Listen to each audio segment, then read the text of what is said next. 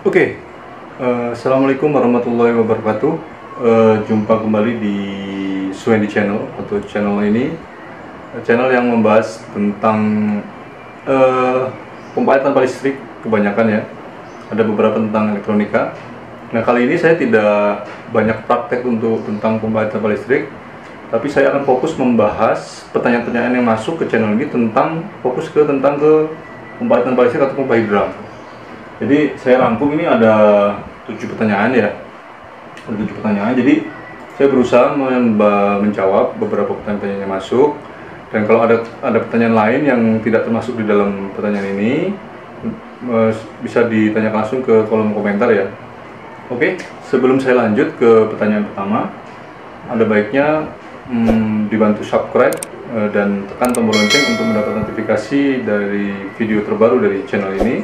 Dan jangan lupa di like dan di share video ini jika merasa video ini bermanfaat untuk Anda. Oke, kita ke pertanyaan pertama ya. Pertanyaan pertama, bisa nggak sih pompa air tanpa listrik atau pompa hidram ini itu dicelup ke dalam kolam? Nah, ini pertanyaan pertama ini bertanya, bisa nggak sih kalau dicelup dalam kolam untuk dinaikkan lagi airnya gitu, jadi ada tekanan dari kolam, jadi airnya menggenang gitulah. Jawabannya tidak bisa, karena memang pompa hidram ini membutuhkan dorongan atau gravitasi air yang meluncur ke pompanya tersebut gitu. Jadi kalau dicelup ke dalam kolam mengandalkan tekanan air yang masuk ke dalam pompa tersebut dari genangan air, itu nggak bisa.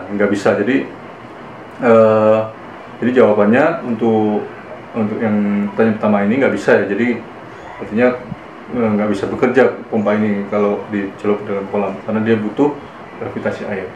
Oke, kita lanjut ke pertanyaan kedua. Pertanyaan kedua, bisa nggak sih, apakah pompa air tanpa listrik ini atau pompa hidram ini digunakan untuk sumur bor, untuk air sumur bor nyedot gitu ya? Nah, jawabannya nggak bisa juga.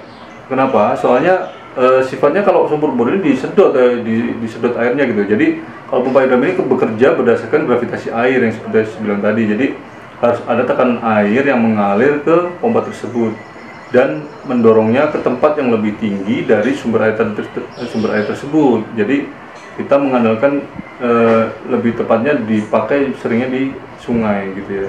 Jadi kalau untuk sumur bor belum bisa. Kalau sumur bor, biasanya alternatif yang dipakai saat ini untuk pompa air yang free energi artinya, atau menggunakan energi alternatif, itu biasanya menggunakan tenaga matahari panas surya, kemudian bisa dikonversi ke AC juga bisa, atau langsung memakai pompa DC, kemudian digunakan untuk menyedot air gitu ya. Atau biasanya dari sumber matahari itu disimpan dulu ke dalam aki, kemudian bisa dipakai kapanpun kita membutuhkannya, siang atau malam.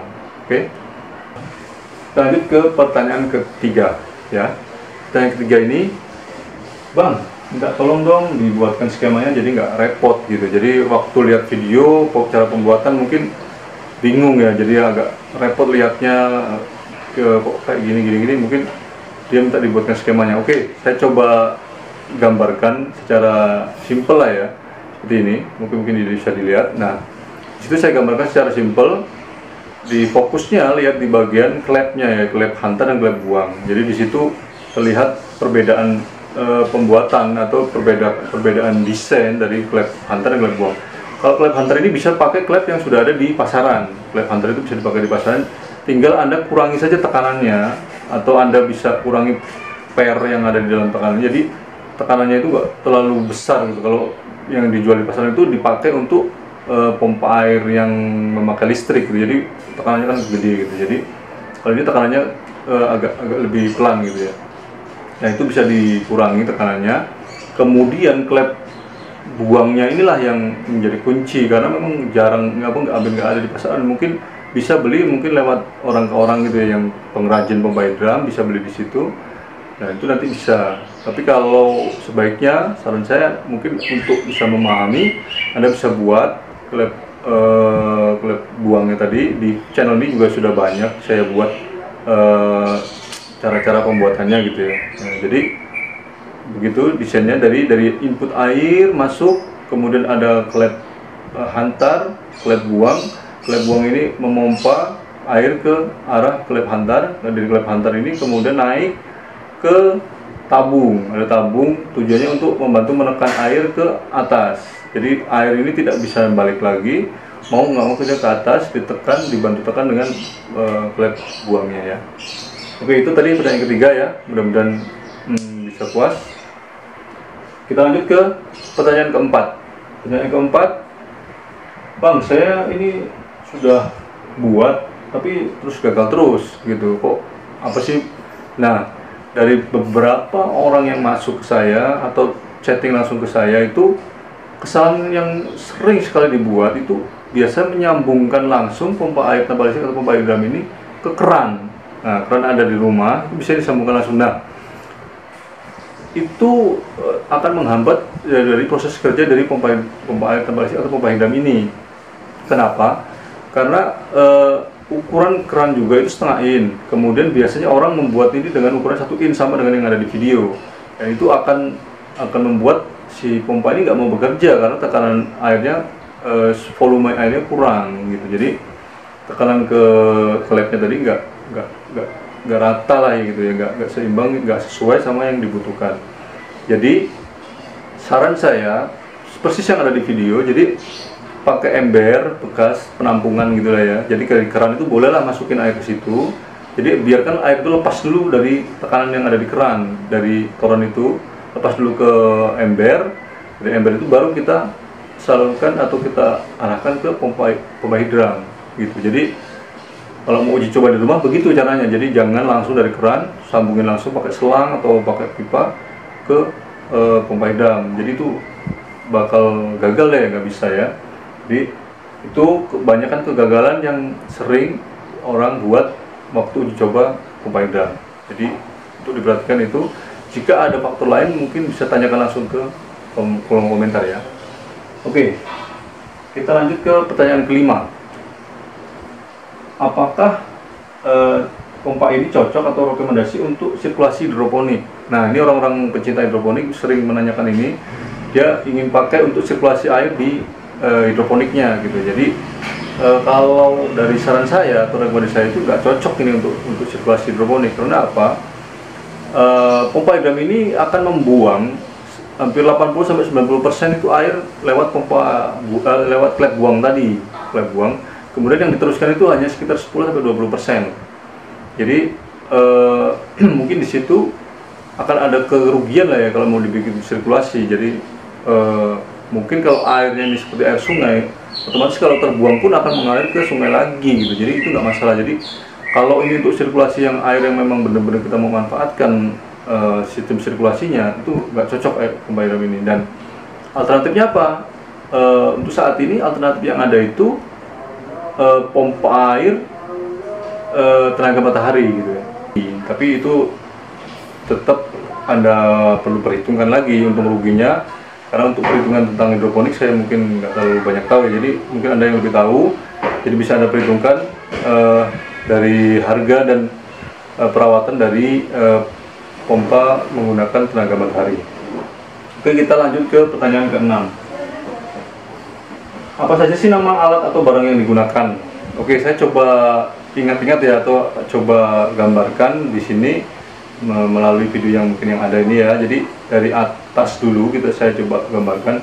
Dari atas itu ada tabung, yang paling tinggi tabung. Dan tabung itu terdiri dari atas itu ada dop. Dop itu biasanya kalau kita tanya di tempat material itu, dop itu ada yang pakai drat, ada yang dilem ya. Ini pakai yang dilem. Kemudian disambung menggunakan pipa. Pipanya itu ukuran 3 inch saya pakainya, 3 inch. Kemudian disambung di bawahnya itu, kalau disebutnya sih flock shock ya. Flock shock itu orang menyebutnya flock shock, atau kalau ada yang menyebut juga reducer. Jadi dari 3 in menjadi 1 in gitu ya, untuk di bodi pompa menggunakan tabung tadi kan ukurannya 3 in, jadi 3 ke 1 overshock gitu ya, overshock, atau kalau itu orang berani nyebut reducer katanya gitu. Nah itu. Kemudian ke bawah lagi itu ada T, bentuknya T gitu. T, nanti T ini lari satunya lagi ke output keluaran, itu bisa direducer lagi ke setengah in, dari 1 in ke setengah in, itu reducer biasanya nyebutnya. Nah dari T tadi itu ke bawah lagi ada namanya klep. Klep tadi itu biasanya di itu kalau di toko bangunan sih, kalau yang putih ini nyebutnya klep, Tessen klep, Tusen atau Tessen gitu, misalnya orang nyebutnya begitu, Tessen klep, atau klep yang bahannya plastik gitu. Jadi saya sengaja beli itu karena bisa dibuka, jadi bisa diatur dalamnya. Nanti ini Tessen klep, nah bawah lagi kemudian ada kayak sambungan ya. Jadi Tessen klep tadi itu ada semacam drat, itu shock drat luar namanya. Shock drat luar itu dipakai untuk megang si klep tadi itu, shock drat luar. Setelah shock drat luar ke bawah lagi itu ada T lagi, kemudian dari T yang maju lagi ke depan itu ada lagi, dipakai lagi T kalau untuk pemakaian dua klep buang, jadi itu dipakai T lagi. Nah, T dan semuanya itu sambungannya menggunakan pipa juga. Kalau memang kita pakai ukuran 1 in, ya sambungannya dengan pipa 1 in gitu ya. Nah, kemudian bisa pakai lagi shock drat luar lagi untuk klep yang klep buangnya gitu. Jadi shock drat luar namanya ya. Kemudian pakai klepnya tadi. Paling komponennya cuma itu aja, dari T, kemudian dari ada shock drat luar, ada reducer atau overshock gitu, ada dop. Paling itu aja sih komponen yang dipakai ya. Oke, kita akan lanjut ke pertanyaan penutup. Mudah-mudahan nanti ada pertanyaan lagi bisa ditanyakan langsung di kolom komentar ya. Oke. Terakhir ini, kalau sumber airnya lebih tinggi, kenapa sih nggak langsung disambungin aja gitu ya? Disambungin aja pakai selang aja langsung, nggak usah pakai pompa-pompaan segala gitu. Nggak bisa, karena kita mengharapkan tujuan air lebih tinggi dari sumber airnya gitu. Jadi kalau kita pakai sambungin langsung itu nggak bakal bisa, karena sumber airnya seberapa ya itu, kalau misalkan kita sambungin langsung ya nggak bakal naik lebih tinggi dari sumber air itu tadi. Makanya kita butuh yang lebih tinggi, itu kita membutuhkan pompa ini tadi gitu. Oke. Jadi mudah-mudahan itu tadi penjelasan dari saya tentang pertanyaan-pertanyaan yang masuk, yang sudah saya rangkum. Mudah-mudahan bisa mewakili pertanyaan dari semua yang ada di channel ini. Jangan lupa di subscribe, di like, dan di share jika video ini bermanfaat untuk Anda. Oke, kita jumpa lagi di video yang lainnya dan semoga bermanfaat untuk Anda. Saya Heri, Assalamualaikum warahmatullahi wabarakatuh.